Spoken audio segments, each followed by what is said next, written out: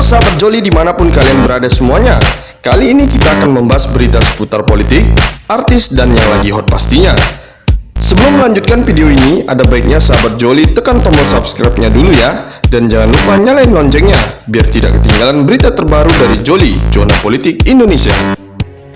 Semua pihak seolah dipaksa mengalah dan menutup mata atas nama keadaan darurat kesehatan di tengah pandemik virus corona baru atau COVID-19 di tanah air, termasuk soal peraturan pemerintah pengganti undang-undang atau Perpu 1 tahun 2020 tentang keuangan negara dan sistem stabilitas keuangan negara menghadapi COVID-19.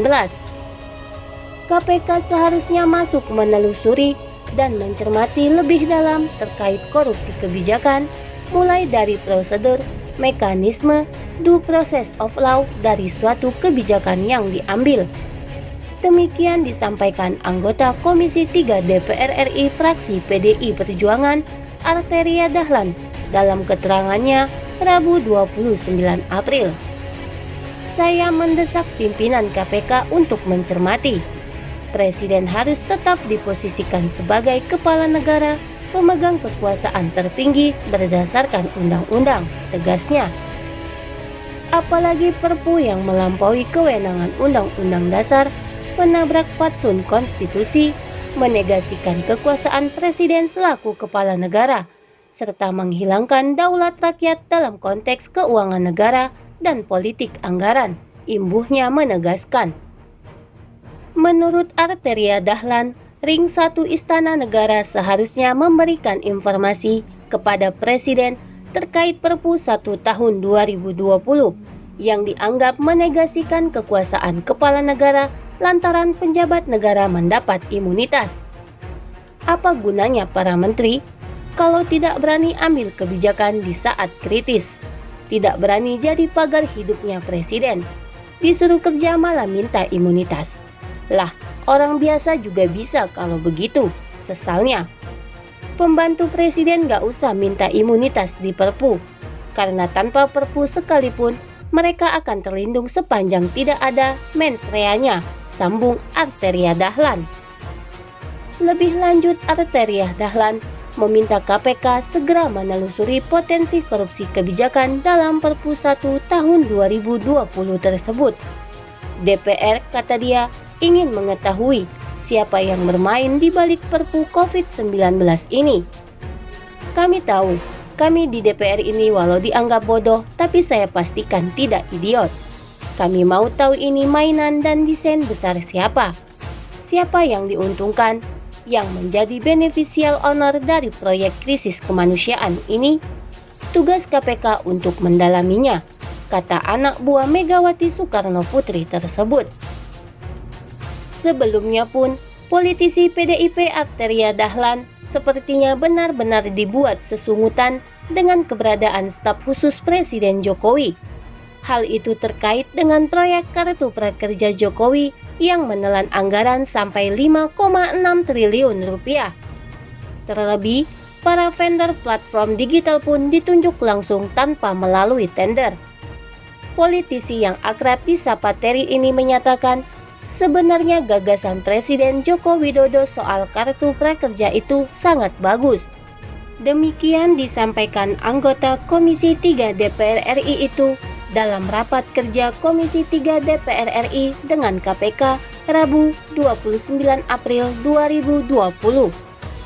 Namun, implementasinya dipangkas sama orang-orang yang tidak benar. Implementasinya dipenggal. Bagaimana bisa 8 vendor digital tanpa tender diberikan kuota raksasa oleh pemerintah, ujarnya. Karenanya, anak buah Megawati Soekarno Putri ini mempertanyakan bagaimana mekanisme sebenarnya sehingga tiba-tiba ada penunjukan langsung kepada vendor. Siapa yang tunjuk? Atas dasar apa? Bagaimana mekanisme pengawasannya? Ungkap dia. Sementara itu, politisi Partai Golkar Aziz Syamsuddin memaklumi desakan politisi PDIP Arteria Dahlan yang mendesak KPK menyelidiki proyek Kartu Prakerja. Anggota Komisi 3 DPR RI dari fraksi PDIP itu menilai proyek senilai 5,6 triliun rupiah tersebut berpotensi terjadi tindak pidana korupsi. Kendati memaklumi, Aziz justru mempertanyakan apakah ada potensi tindak pidana korupsi dalam pengadaan platform digital untuk program Kartu Prakerja. Padahal, menurut Aziz, penerapan standar harga platform digital memang tidak murah. Demikian disampaikan Aziz Syamsuddin dalam keterangan tertulisnya Rabu 29 April 2020 malam. Karena ini bicara keahlian dan kemampuan serta besarnya jaringan pasar dan konsumen yang dimiliki oleh perusahaan pemilik platform digital, ujarnya. Aziz mengurai, di era keterbukaan seperti saat ini, sangatlah mudah apabila dalam proses penunjukan 8 mitra platform digital sebagai mitra aplikator Kartu Prakerja ada indikasi penyelewengan. Dalam era digitalisasi dan internet, sangat mudah kok diketahui kalau terjadi penyelewengan nantinya, jelasnya. Terkait tidak adanya tender sejumlah 5,6 triliun rupiah terhadap 8 perusahaan dan lembaga platform digital, ini seperti tidak mungkin tidak ada tender. Jadi tidak ada dan belum ada yang namanya potensi korupsi, beber mantan Ketua Komisi 3 DPR RI ini. Komisi Pemberantasan Korupsi atau KPK dinilai harus mengawasi ketat pelaksanaan proyek Kartu Prakerja. Alasannya, proyek itu sendiri bernilai cukup fantastis, yakni mencapai 5,6 triliun rupiah. Demikian disampaikan anggota Komisi 3 DPR Hinca Panjaitan dalam rapat kerja Komisi 3 DPR RI dengan KPK Rabu 29 April 2020. Hinca mengakui sampai saat ini memang belum ada laporan tentang dugaan tindak pidana korupsi proyek Kartu Prakerja. Sebab sampai saat ini belum terrealisasi pelunasan anggaran tersebut. Akan tetapi, mantan Sekjen Partai Demokrat ini lantas menukil pernyataan Institute for Development of Economic and Finance atau INDEF. Dalam pernyataannya, INDEF menyebut penyedia jasa pelaksana proyek Kartu Prakerja berpotensi meraup keuntungan hingga 3,7 triliun rupiah dari anggaran sebanyak 5,6 triliun rupiah.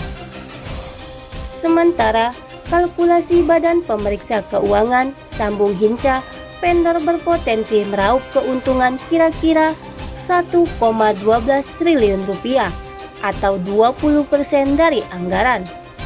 Kalau ini sebegitu besar, saya kira KPK harus konsen awasi ini. Sebab ini betul-betul menjadi rawan, kata Hinca. Silahkan KPK bekerja untuk ini, tambahnya. Program Kartu Prakerja sebaiknya dibatalkan saja. Pasalnya, program senilai 5,6 triliun rupiah itu banyak permasalahannya. Karena itu, secepatnya Presiden Jokowi harus mengevaluasi program tersebut. Demikian disampaikan pengamat politik Emrus Sihombing dikutip dari Rakyat Merdeka, Kamis 30 April 2020. Emrus menyatakan, program Kartu Prakerja itu menuai kritik publik karena sejak awal kental dugaan konflik kepentingan. Terlebih, penunjukan langsung terhadap salah satu mitra pelatihan, yaitu Ruang Guru. Yang terjadi saat seorang pemimpinnya, Belpasyah Devara, masih menjabat staf khusus Presiden Jokowi. Ada enggak pengawasan pada program ini? Kontrol proses dan kualitas pelatihannya? Karena bisa terjadi hal-hal yang tidak kita inginkan saat pelaksanaannya, beber Emrus. Pengajar ilmu komunikasi pasca sarjana Universitas Pelita Harapan ini mengungkap sulit memastikan program pelatihan, program prakerja berjalan efektif sesuai standar kualitas dan kebutuhannya. Atas dasar itu, ia menyarankan agar program itu dialihkan menjadi bantuan dalam bentuk lain. Semua pihak seolah dipaksa mengalah dan menutup mata atas nama keadaan darurat kesehatan di tengah pandemik virus corona baru atau COVID-19 di tanah air.